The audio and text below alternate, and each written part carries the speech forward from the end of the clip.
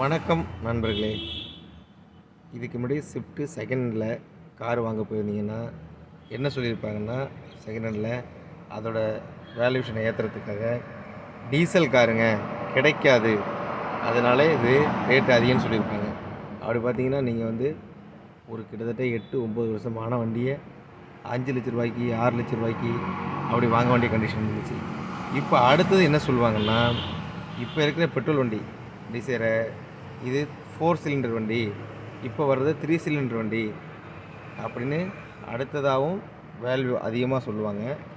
ஆனால் நீங்கள் வண்டி எடுக்க போகிறதுக்கு முன்னாடி எப்படியும் புது வண்டி எடுத்தே தான் சொல்கிறாங்க 5 வருஷத்து வண்டியை. அதனால் நீங்கள் வண்டி எடுக்க போகிறதுக்கு முன்னாடி நீங்கள் 3 சிலிண்டர் ஸ்விஃப்ட்டு ஓட்டி பார்த்துட்டு அதுக்கப்புறம் 3 சிலிண்டர் எடுக்கலாமா 4 சிலிண்டர் எடுக்கலாமா அப்படின்னு யோசனை பண்ணுங்கள். அதே மாதிரி டீசல் மைலேஜ் உங்களுக்கு வந்து 26, 25 கொடுக்குங்கிறாங்க, ஓரளவு கொடுக்குது வண்டியெல்லாம். ஆனால் பெட்ரோலும் உங்களுக்கு 20, 21 கொடுக்குது. அதை பார்த்துங்க, புது வண்டியாக 8 வருஷம் 10 வருஷம் பழைய வண்டியா அப்படின்னு பார்த்துங்க. நன்றி.